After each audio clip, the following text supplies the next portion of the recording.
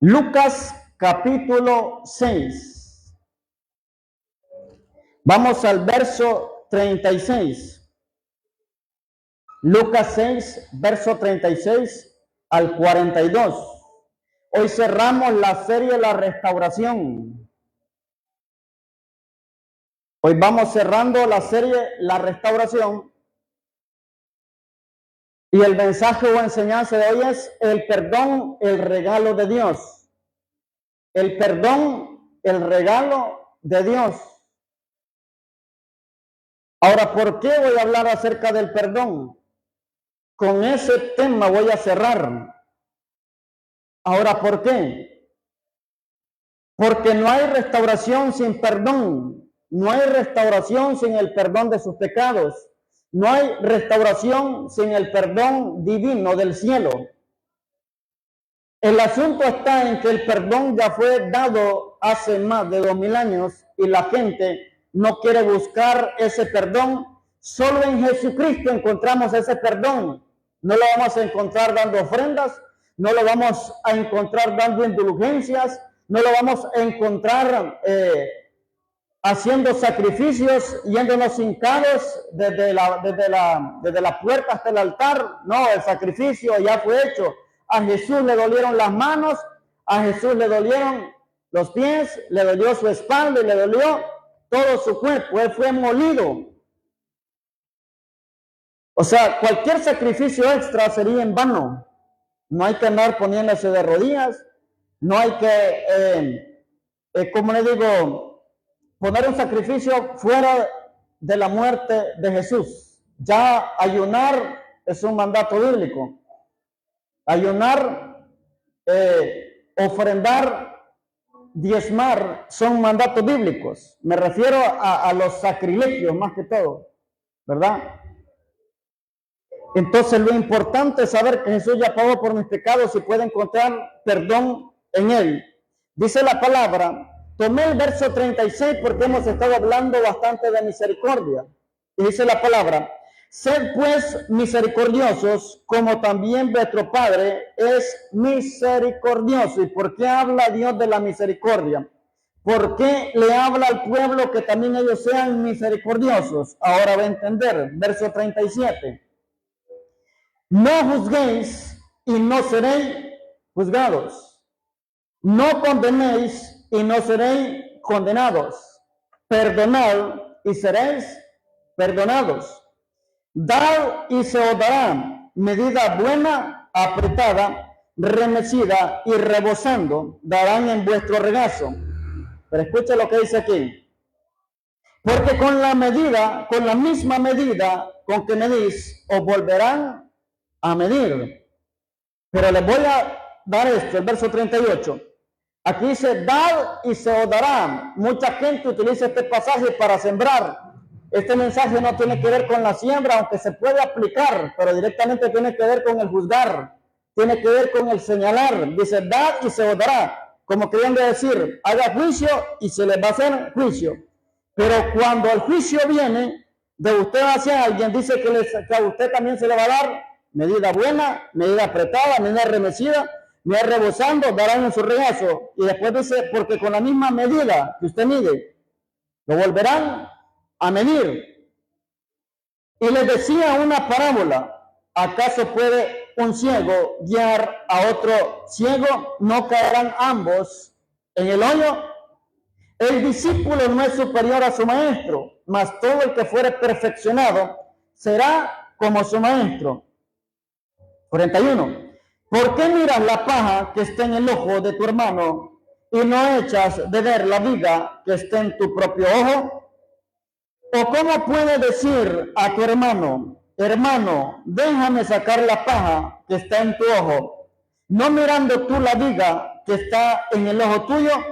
Hipócrita, saca primero la viga de tu propio ojo y entonces verás bien para sacar la paja que está en el ojo de tu hermano. Amén. Aquí la palabra nos habla de juicio, de juzgar, de la medida que nosotros vemos, de esa medida también nos van a medir. Lo que usted juzga muchas veces lo va a terminar haciendo si lo hace desde un corazón malo, desde un corazón dañino. Por eso yo le aconsejo, no juzgue a nadie. Hay una diferencia entre juzgar y entre corregir. Usted puede corregir a alguien por amor, pero el juicio, ¿cuándo viene? El juicio es señalar a alguien por lo malo que hizo, sin tomar en cuenta sus pecados, sin tomar en cuenta también sus fallas. Hay hombres que han juzgado a cierto hombre porque le falló a su mujer, tan buena que era la mujer. Yo soy un hombre fiel, pero le dicen con orgullo, con altivez y con altanería, porque nunca han caído en un tipo de pecado de infidelidad. Pero viene al tiempo, se descuida y termina cayendo en lo mismo, no porque el hombre tenía ese síntoma de infidelidad, no porque el hombre decidió hacerlo, sino que muchas veces fue por el juicio que lanzó. Y cuando el juicio es lanzado, la gente vive amargura, vive dolor, vive un quebrantamiento fuerte, y aquel que lo juzgó, si cae en lo mismo, va a sentir lo que el otro sintió cuando fue juzgado y cuando fue señalado. Les dije anteriormente que cubrir el pecado y encubrir el pecado son dos cosas diferentes. La iglesia debe de cubrir el pecado de su hermano, no encubrirlo. Encubrirlo es malo, pero cubrirlo es de Dios. ¿Cómo se cubre el pecado? Restaurando al pecador y no divulgándole a la gente su falla. No divulgando a la gente lo que ha cometido. ¿Qué es encubrir? Decir que la persona no ha hecho nada, que la persona es inocente, que la persona ha estado en santidad. Eso es encubrir. Pero cubrir es si la persona falló, y no es necesario andar diciendo qué cosa, pero la persona está siendo restaurada por el Señor. La persona confesó su falla, la persona confesó su pecado, pero no va a andar diciendo, ¿y qué hizo el hermano? O sea, ¿le vas a ayudar?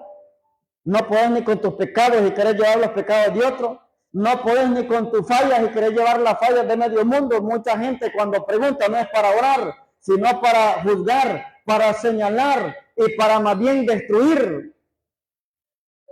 La gente debe de temer el amor de Dios. Por eso les comencé leyendo lo que Jesús dijo: sed misericordiosos, así como vuestro Padre es misericordioso. El pecado no se debe permitir en la iglesia, se debe tomar con seriedad. O sea, el pecado está en todas las iglesias. El chisme, la crítica, la burla, el hablar a espaldas de su hermano, de los líderes o de cualquier persona, el señalar que hijos tan más malcriados tiene la hermana fulana de tal, si fueran mis hijos. Pero tal vez los suyos están pequeñones y los de la hermana tal ya están grandes y cuesta más someterlos a autoridad. Entonces el pecado va a estar adentro de la iglesia, pero el pecado se debe de tomar con seriedad.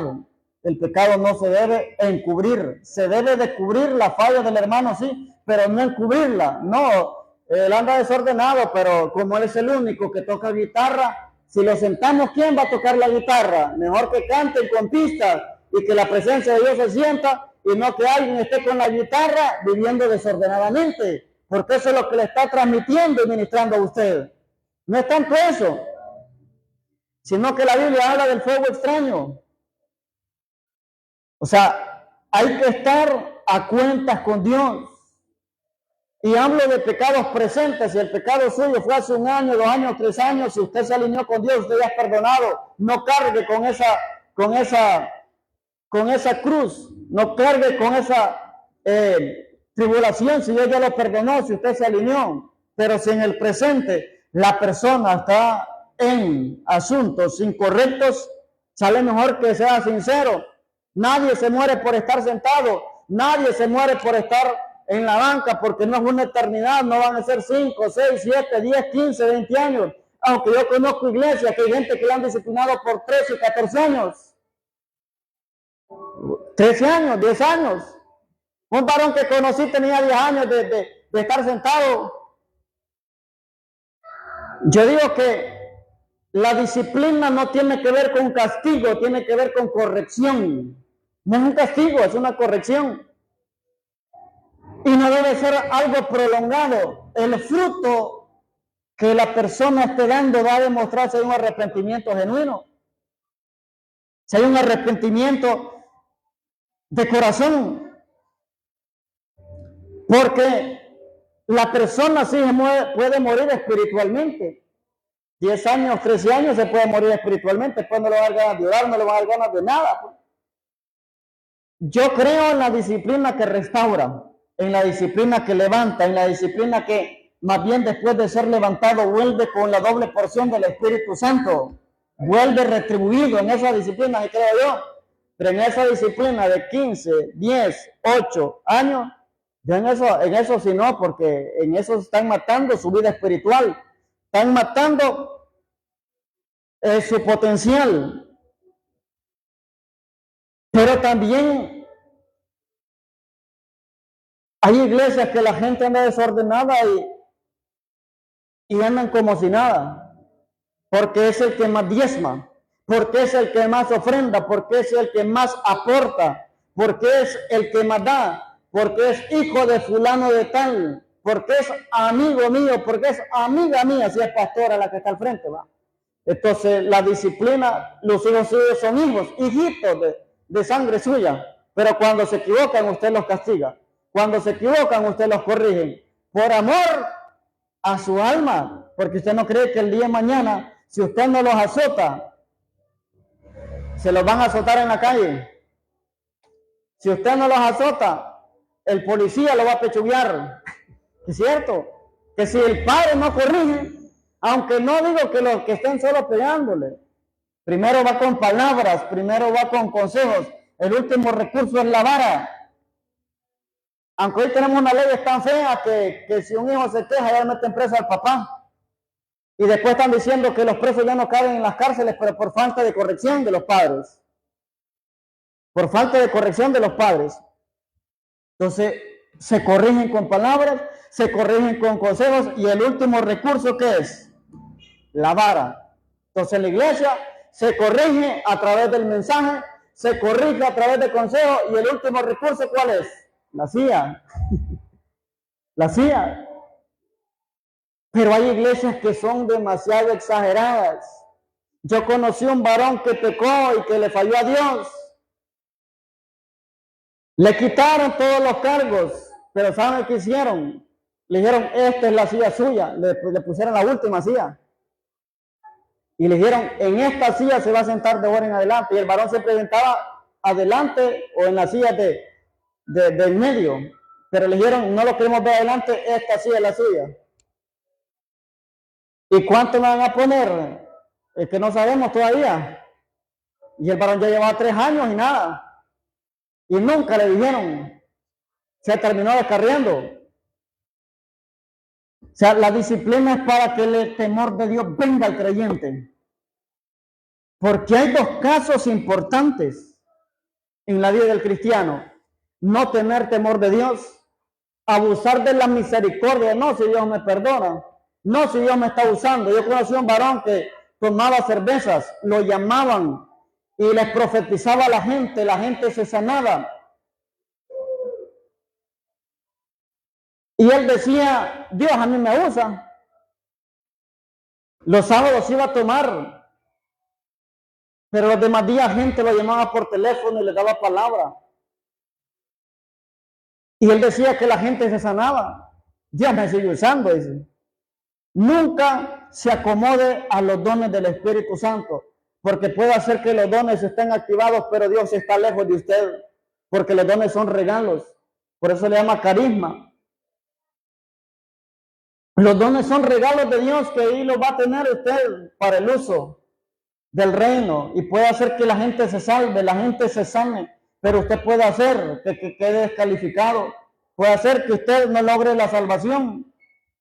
Porque lo que lo lleva a usted a heredar la vida eterna es la santidad, es confesar el pecado. Todo el mundo peca de una u otra manera, pero estar a cuentas con Dios diariamente, estar a cuentas con Dios cada día. Porque Dios perdona, ya lo perdonó, lo seguirá perdonando, pero no hay que abusar de la gracia. El perdón es la manifestación del amor de Dios. Ahora, ¿qué es el perdón? Es la manifestación del amor de Dios. ¿Por qué Dios nos perdonó? Porque nos amó. De tal manera Dios amó al mundo. En el mundo estaba yo, en el mundo está usted. El perdón es la manifestación del amor de Dios hacia la humanidad, hacia usted, hacia mi persona. Dios Padre envió a su Hijo Jesucristo por amor, con el propósito de perdonar sus pecados. Entonces, ¿dónde va a haber amor? En San Juan 3:16. Pero la gente solo se enfoca en el amor. Ahí hay perdón. El amor es sinónimo también de perdón. Si Dios mandó a Jesús era para perdonar sus pecados. Si Dios envió a Jesús era para perdonarlo a usted, para que no se perdiera. El perdón es un regalo de Dios. Y del perdón procede la vida eterna. ¿Quiere tener vida eterna? Tiene que ser perdonado primero. El que viene al Señor es perdonado. Entonces, ¿cómo alcanzar el perdón de Dios? A través del arrepentimiento. Porque, ¿qué es lo que perdona el Señor Jesús? Sus pecados. Pero Dios no perdona a quién, al que no se arrepiente. El que creyere va a ser salvo, pues el que no creyera va a ser condenado. Para alcanzar el perdón de Dios se necesita reconocer el pecado. Escuchen, para alcanzar el perdón de Dios se necesita reconocer el pecado, confesar el pecado, porque una cosa es que yo sé que yo estoy mal delante de Dios y siguen iguales. Es que yo sé que lo que estoy haciendo no es correcto y siguen haciéndolo. Entonces, ¿quiere alcanzar el perdón de Dios? Reconozca su pecado. Número 2, confiese su pecado. A veces no es necesario confesárselo a un ser humano, confiéseselo a Dios. Si la cosa es grave, confiéseselo a un hombre espiritual, no a cualquier persona. Yo siempre he dicho, si usted cayó en pecado y falló, reconozca su pecado y váyase a la presencia de Dios y ya pídale perdón. Aunque yo no me dé cuenta, si usted lo hace de corazón, ahí mismo Dios lo perdona. Aunque yo no sepa, si usted lo hace de corazón y el Señor, perdóname, no lo vuelvo a hacer, Dios lo perdona. Pero si usted no puede con eso y empieza a lidiar y batalla, entonces confiéselo a un anciano o a un ministro maduro para que le ayude en esa área, en oración. Ahora, ¿por qué? Porque si usted puede lidiar con eso y ya se siente libre, entonces no es necesario que lo confiese a una persona, a Dios sí. Pero si usted no puede lidiar con eso y carga con eso, con la culpa, con eso, entonces debe de contar con una persona de suma confianza. Entonces, reconocer el pecado, confesar el pecado, pero también significa apartarse del pecado. Porque hay gente que lo confiesa, pero no se aparta. Es que yo estoy haciendo mal las cosas. Estoy haciendo esto y lo otro, pero la siguiente semana sigue lo mismo, o el siguiente día, o la siguiente noche, o la siguiente mañana. Entonces, el secreto para alcanzar el perdón de Dios es reconocer su pecado, confesar su pecado y apartarse del pecado. Porque si no se aparta, entonces no puede recibir el perdón de Dios. Aunque Dios lo quisiera perdonar, no puede. Solo el arrepentimiento verdadero le da acceso al perdón y el perdón le da acceso a la salvación. Vamos a Efesios 2. Efesios 2. Solo el arrepentimiento verdadero le da acceso al perdón. Y el perdón le da acceso ¿a qué? A la vida eterna. Si usted está aquí es porque ya fue perdonado por el Señor Jesús. Ya se arrepintió. Va a pecar, se va a equivocar, va a fallar. Pero tenemos abogado, dice la palabra, no tenemos juez, tenemos abogado que aboga por nosotros, que intercede por nosotros, al Espíritu Santo que gime con gemidos indecibles por nosotros. Pero si la gente no se pone a cuentas con Dios, el abogado hará papel de juez en el día postrero. Va a haber juicio.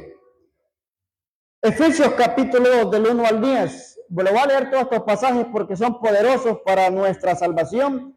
Nosotros los tomamos y por eso estamos aquí. Dice, y Él os dio vida a vosotros cuando estabais muertos en vuestros delitos y pecados, en los cuales anduviste, dice, no andan, sino anduviste en otro tiempo, siguiendo la corriente. O sea, ¿cómo se puede pecar? Aquí está la respuesta. Siguiendo la corriente del mundo. O sea, si usted vive bajo la cultura mundana, usted vive en pecado. Número 2, dice, conforme al príncipe de la potestad del aire. ¿Qué es eso? Conforme a las tinieblas, conforme a Satanás. El espíritu que ahora opera en quién? En los hijos de desobediencia. Yo soy hijo de Dios, dice la gente, pero aquí dice que los que andan en desobediencia son hijos del diablo. Aquí le habla claro, porque dice que los que andan gobernados por el príncipe de la potestad del aire, el espíritu que ahora opera, dice ahí, en los hijos de desobediencia, verso 3, entre los cuales también nosotros vivimos en otro tiempo. Entonces usted era hijo de desobediencia, era hijo del diablo prácticamente. Yo, para que no se sienta ofendido, yo también. Entonces, ¿por qué? Porque vamos en rebeldía a la palabra, en rebeldía contra Dios, en idolatrías, en fiestas, en borracheras o en cualquier otra cosa. Pero usted me dice, no, pero yo nunca bebí, yo nunca fumé, ni bailar puedo. Sí, pero mentías.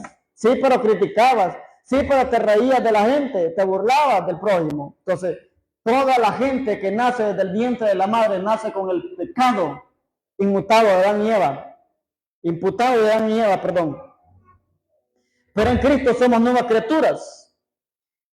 Escuche la otra área en la cual la gente peca, entre los cuales también todos nosotros vivimos en otro tiempo, es en los deseos de nuestra carne. Aquí le habla de qué? Del mundo, le habla del príncipe de la potestad del aire, que es Satanás, y le habla de la carne, de los cuales nosotros debemos de cancelar y rechazar. Haciendo la voluntad de la carne, haciendo la voluntad de la carne y de los pensamientos. Y éramos por naturaleza, dice, hijos de ira. Lo mismo que los demás ahora acople esto a lo que aprendimos al principio. Por eso no podemos juzgar a nadie, porque nosotros anduvimos en esos caminos de tinieblas, anduvimos en caminos de perversidad. Y el Dios que tuvo misericordia de mí también lo va a tener de aquel otro hijo de desobediencia. De aquel hijo de ira también va a tener Dios misericordia. Yo no sé si usted tiene misericordia, ¿va? Pero creo que en este tiempo hemos aprendido bastante del amor, del perdón, de la misericordia, del no juzgar. 4, mire que vuelve a aparecer la palabra misericordia aquí. Pero Dios, que es rico en misericordia, por su gran amor con que nos amó, aun estando nosotros muertos en pecados, nos dio vida juntamente, dice, con Cristo. Por gracia sois salvos. Y juntamente con Él nos resucitó y asimismo nos hizo sentar en los lugares celestiales con Cristo Jesús. Pero escuche lo que dice el 7. Para mostrar en los siglos venideros las abundantes riquezas de su gracia en su bondad para con nosotros en Cristo Jesús. Porque por gracia sois salvos por medio de la fe. Y esto no de vosotros, pues es don de Dios. No por obras, para que nadie se gloríe. Pero escuche cómo cierra el apóstol aquí, dice, porque somos hechura suya, creados en Cristo Jesús para buenas obras, las cuales Dios preparó de antemano para que anduviésemos en ellas. O sea, aquí la palabra nos dice que somos instrumentos de Dios desde antes de la fundación del mundo, que las cosas buenas ya estaban establecidas, pero Satanás vino a interrumpir el ciclo de Dios a través del pecado de Adán y Eva, pero también había preparado algo de parte de Dios que se llamaba Jesucristo, el Cordero de Dios, para perdonar el pecado de la humanidad y darnos la vida eterna, que por la cual nosotros estamos aquí en esta hora, por la misericordia del Padre. Número 1, el perdón de Dios hacia los hombres. Le voy a hablar de 3 tipos en que se debe manifestar el perdón. Número 1, el perdón de Dios hacia los hombres, el perdón que viene del cielo a la tierra. San Juan 3:16 le habla claro del perdón de Dios hacia los hombres. Ahí en San Juan 3:16 menciona cuando Dios me perdonó. No solamente cómo me amó, sino que por ese amor lo perdonó a usted. Por ese amor lo perdonó de todas sus fallas, de todos sus pecados pasados, presentes y futuros. Jesús fue enviado para salvar a la humanidad. Esa fue la misión de Jesucristo. Por eso su nombre significa Salvador. Eso significa Jesús, Salvador. Cuando Dios le cambiaba el nombre a una persona, le cambiaba el propósito. Entonces Jesús, el propósito de Jesús era salvar a la humanidad. Entonces el nombre de Jesús significa Salvador. El guerrero Josué del Antiguo Testamento, el hombre que conquistó la tierra prometida, el joven, ese varón no se llamaba Josué, este varón se llamaba Oseas. Ahí lo va a hallar en la Biblia. Josué, su nombre era Oseas, hijo de Nun. Pero como Dios lo comisiona a una tarea de conquista, una tarea de tomar territorio, le pone el nombre de Josué, que también denota la palabra Salvador. Entonces la palabra Josué y la palabra Jesús también viene de las mismas raíces hebreas, que significan salvación o salvador. Entonces dejó de ser Oseas para pasar a ser Josué y liberar al pueblo en su totalidad, porque la tierra prometida ya estaban por conquistarla. Y este hombre llamado Josué le dio por heredad la tierra de Canaán por una palabra de parte de Dios. Entonces Jesús vino como Salvador para darnos un cielo nuevo y una tierra nueva aquí por una eternidad. Entonces, lo del Antiguo Testamento era tipología de lo que había de venir. Nuestra tierra prometida ya está, la palabra ya está, la vida eterna, la salvación, las bodas del Cordero. Ya está el tribunal de Cristo, donde vamos a ser premiados por haber hecho la labor de Dios aquí en la tierra. Le servimos porque le amamos, pero Dios nos va a recompensar porque Él es bueno. Yo sé que aquí nadie le sirve para que Dios le dé algo. Hablo de futuro, ¿va? Porque algunos sí, si me das un carro yo te sirvo, te traigo almas. Si no te almas a pie ni en bicicleta, no va a traer ni con un bus que Dios le regale. Pero hablo de las recompensas futuras. Nosotros vamos a ser recompensados por Dios Padre por la labor hecha aquí en la tierra. Y cuando Dios dice algo, Dios no cambia de opinión. La palabra es veraz y se va a cumplir toda su cabalidad. Jesús tenía potestad para perdonar pecados. Vamos a Marcos capítulo 2. Jesús tenía potestad para perdonar pecados.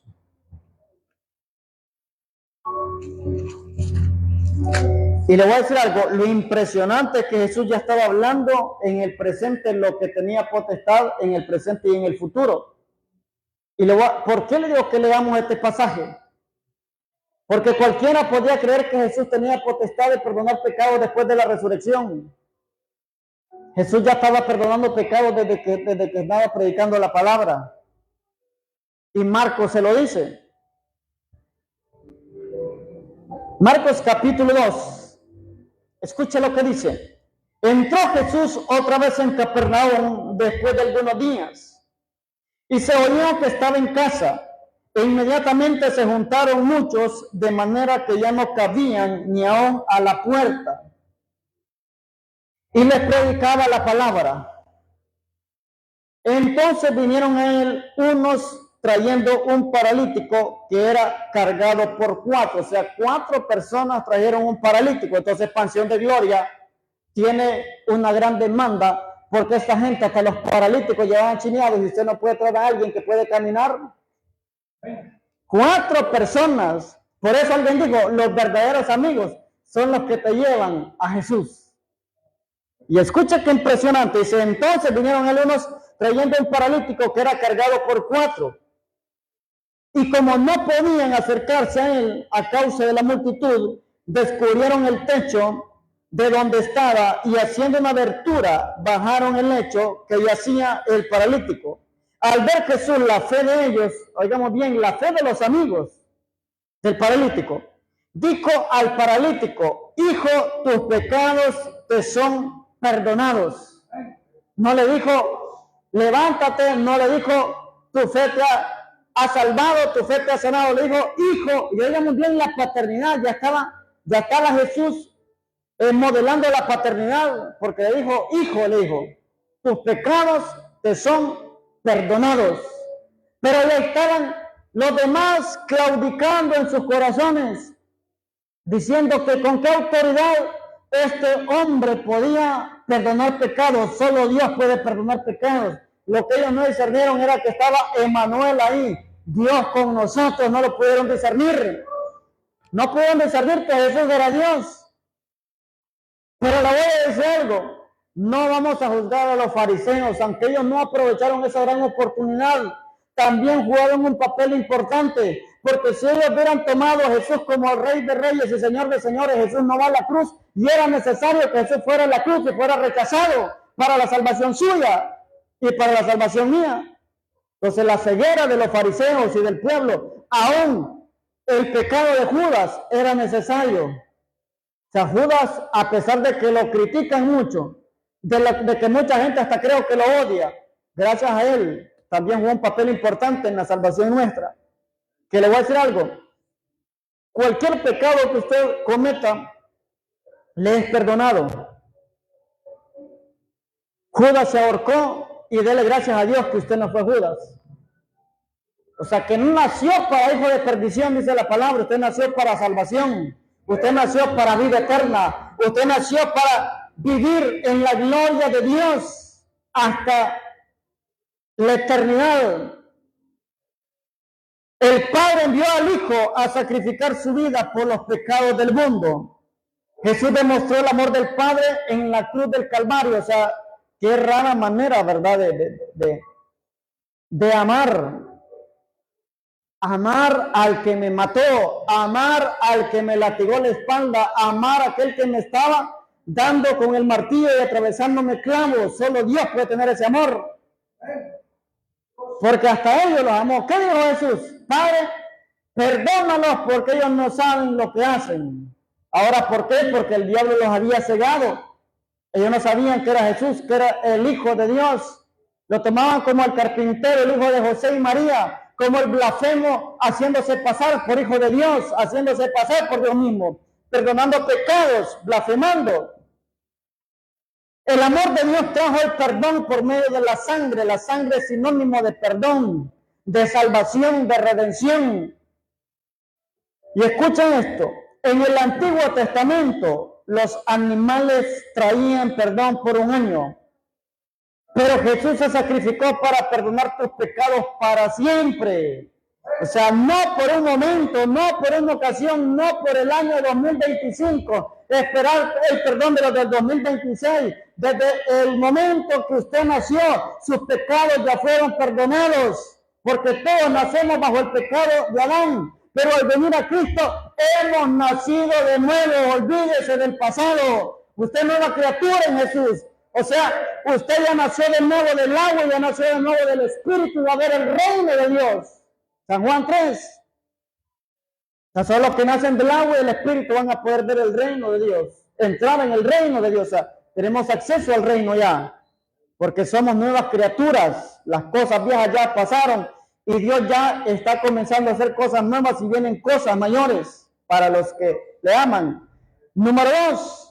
El perdón de los hombres hacia los hombres. El perdón de los hombres hacia los hombres. Es que es fácil que Dios lo perdone. Lo difícil es perdonarse el uno al otro. Eso es lo difícil. Depende de la ofensa. No, si perdonar es fácil. Una ofensa pequeña sí, pero una ofensa grande, solo Dios puede ayudar a una persona a perdonar. Hablar del perdón es fácil. Manifestarlo es difícil. Pero hay que enseñar, Jesús lo enseñó.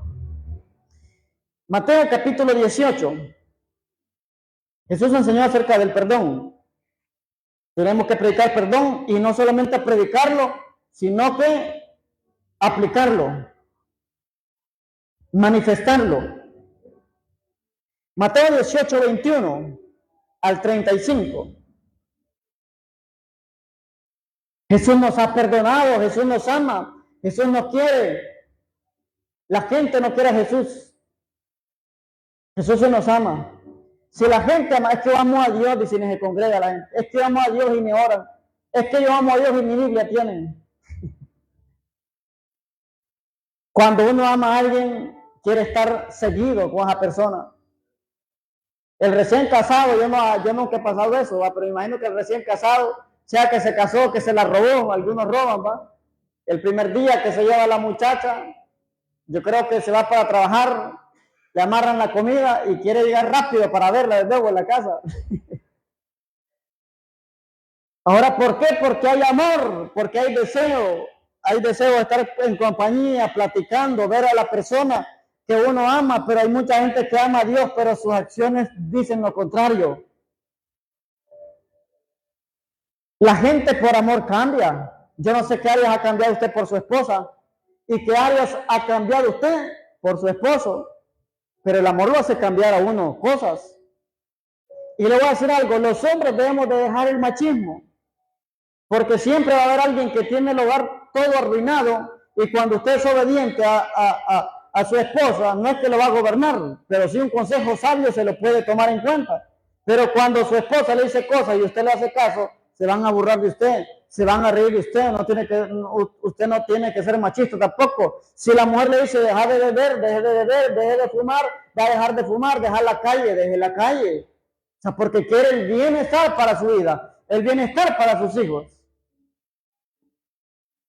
Y lo digo de manera general, porque usted no bebe ni fuma, pero a veces hay gente que ya le dicen, no manda a la mujer, ya no se lleva con nosotros. ¿Y quién va a andar en medio de gente que toma, que fuma? No digo predicando, digo haciendo lo mismo. Porque el día que usted tiene problemas matrimoniales, nadie le va a ayudar. Nadie le va a decir, yo te voy a dar posada. Más bien hasta se pueden hasta burlar. A veces hay gente que tiene los hogares destruidos y quieren que el suyo también. Entonces, por amor se cambia. Entonces, cuando amamos a Dios, también tratamos de cambiar la manera de hablar, la manera de vestir, la manera de actuar. No porque me obliguen, sino porque Él me amó primero, ahora yo lo amo a Él. Mateo 18, 21 dice, lleva la lectura. Entonces se le acercó Pedro y le dijo, Señor, ¿cuántas veces perdonaré a mi hermano? Escuche esto, que peque contra mí hasta 7. Jesús le dijo, no te digo hasta 7, sino aún hasta 70 veces 7. Para que entienda lo otro, le leí esto primero, pero vamos al 23, donde habla una parábola de los dos deudores. Dice, por lo cual el reino de los cielos es semejante a un rey que quiso hacer cuentas con sus siervos. Y comenzando a hacer cuentas, le fue presentado uno que le debía 10,000 talentos. A este, como no pudo pagar, ordenó a su señor venderle, o sea, como esclavo, y a su mujer e hijos, y todo lo que tenía, para que se le pagase la deuda. Entonces aquel siervo, ¿cuál siervo? El que debía 10,000. Postrado le suplicaba diciendo, Señor, ten paciencia conmigo y yo te lo pagaré todo. Él dio una palabra, le dijo que decir espera, pero que le iba a pagar. No se escondió, ni fue a dar la vuelta por otra calle. Yo lo voy a pagar, pero tenedme paciencia, dice el 28. El 27, el Señor de aquel siervo movido a misericordia, escuche otra vez menciona la palabra misericordia, dice movido a misericordia, le soltó y le perdonó la deuda. O sea, se la perdonó. Pero saliendo aquel siervo, halló uno de sus consiervos que le debía 100 denarios. Escuche, este hombre debía 10,000 talentos, que el talento vale más que un denario. Pero a él le debía a alguien 100 denarios. Y haciendo de él, le ahogaba diciendo, págame lo que me des, a la agarró del cuello. Imagínese. Págame lo que me debes del mero cuello. 29, entonces su consiervo postrándose a sus pies, hizo lo mismo, mire, Postrándose a sus pies, le rogaba diciendo: ten paciencia conmigo y yo te lo pagaré todo. Lo mismo le dijo, lo único que me dio ahorcado, ¿ah? Y el otro solamente lo hizo normal, postrándose a tierra. 30, mas él no quiso, sino fue y le echó en la cárcel hasta que pagase la deuda. Ahora qué chistoso esto. Lo mete a la cárcel hasta que le pague la deuda. ¿Y cómo se le va a pagar si está preso? A menos de que le haya mandado a los presos, que le lave la ropa a los presos, o que le diga a su familiar que hagan ventas o algo y que al pagar le iban a sacar. Se lo metió preso. Pero escucha la justicia divina como opera aquí. En el 31, viendo sus consiervos lo que pasaba, se entristecieron mucho y fueron y refirieron a su señor todo lo que había pasado. Entonces, llamándole a su señor, le dijo: siervo malvado, le dijo el señor que le había perdonado, toda aquella deuda te perdoné porque me rogaste. ¿No debías tú también tener misericordia de tu consiervo como yo tuve misericordia de ti? Entonces su señor, enojado, le entregó a los verdugos hasta que pagase todo lo que le debía. Así también mi Padre Celestial hará con vosotros si no perdonáis de todo corazón, cada uno a su hermano, sus ofensas. Aquí me impresiona cuando dice de todo corazón. Pero le voy a decir, aquí hablan de deudas monetarias y termina diciendo las ofensas. Ahora, ¿qué aprendemos aquí? Que aquí vamos a aplicar lo que leímos anteriormente: ser misericordiosos como vuestro Padre Celestial es misericordioso. Aquí este rey representaba al Padre, y este que debía 10,000 talentos representaba a alguien que había fallado demasiado, que había pecado mucho, que había ofendido demasiadas personas o demasiadas veces a una sola persona. Pero viene alguien y le había ofendido a él pocas veces, y este hombre no quería perdonar a aquel que lo ofendió. Entonces el padre, el rey, se dio cuenta y no lo perdonó, y dice que lo echó a los verdugos. Los verdugos representan los demonios, los espíritus malos que lo atormentan. Por eso el que tiene falta de perdón se enferma. No hay sanidad hasta que perdona. Muchas veces viven en escasez, en problemas financieros, porque hay una puerta abierta que se llama la falta de perdón, y el diablo conoce esa área. El diablo conoce esa área de la cual, si no se perdona, no hay perdón del cielo. Entonces, ¿cuál es el primer perdón? Del cielo a la tierra. O sea, el perdón se llama un perdón vertical. El segundo perdón es el perdón de los hombres hacia los hombres. Ese es el perdón horizontal, el que está entre hermanos, familias, primos, vecinos, prójimos, desconocidos. Entonces el perdón horizontal. Entonces estamos viendo el mensaje, el perdón, el regalo de Dios. Entonces ese regalo nosotros debemos darlo también, porque si Dios me perdonó, yo también debo de perdonar al que me maldice, al que me ofende, al que me transgrede. Si no perdona a su prójimo, Dios tampoco perdonará su ofensa. Debe perdonar a su prójimo para que Dios perdone sus fallas. Debe de perdonar sin importar el tipo y el tamaño de la ofensa que le hicieron. La Biblia no justifica ningún tipo de resentimiento, solo manda perdonar. Y lo vuelvo a repetir esto: la Biblia no justifica ningún tipo de resentimiento, solo nos manda a perdonar. El perdón tiene un papel importante en nuestra salvación. O sea, si no perdonamos, no hay salvación, porque Dios no nos perdona. El perdón de Dios le da la vida eterna, y el perdonar a su prójimo hace que Dios lo perdone a usted. El resentimiento y la falta de perdón es pecado. O sea, si usted tiene resentimiento, algo en su corazón, aunque no haya cometido cualquier tipo de pecado, hay pecado en usted. Número 3, con esto termino. El perdón hacia ti mismo. El perdón hacia ti mismo. San Juan 8, del 10 al 11, solo anótelo. San Juan 8, del 10 al 11. El perdón hacia ti mismo. Perdónese, libérese, porque Dios ya lo perdonó. Los seres humanos, si quieren lo perdonan, y si quieren no lo perdonan. pero usted debe vivir bajo el perdón de Dios y bajo su perdón, bajo el perdón propio. Perdónese usted. Hay gente que vive encerrados en la culpa, encerrados en la culpabilidad, en que no se perdonan a sí mismos. Se han dado casos aquí en Honduras donde el padre ha matado a machetazos y oye fue hueso, pero así es, a su hijo, porque andaba drogado, porque tuvo problemas con la esposa y vino e hirió al hijo.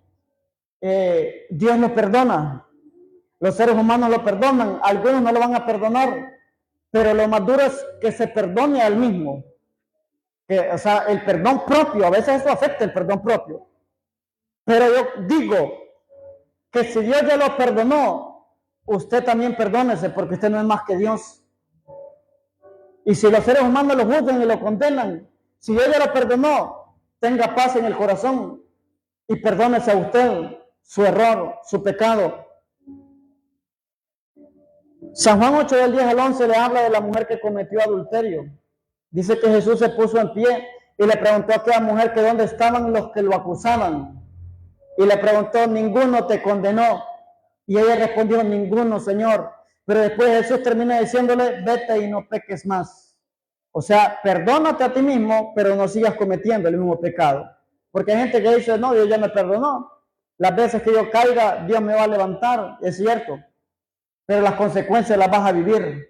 La amargura del pecado lo vas a disfrutar aunque no quieras. Entonces, el secreto es evitar lo más que se pueda el pecado.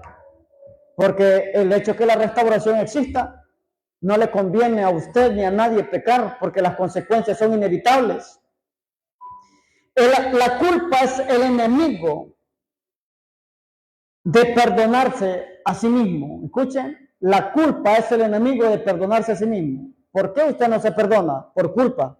La culpabilidad es un espíritu y también es un síntoma del alma. La culpa lo hará sentir que no es digno del perdón de Dios.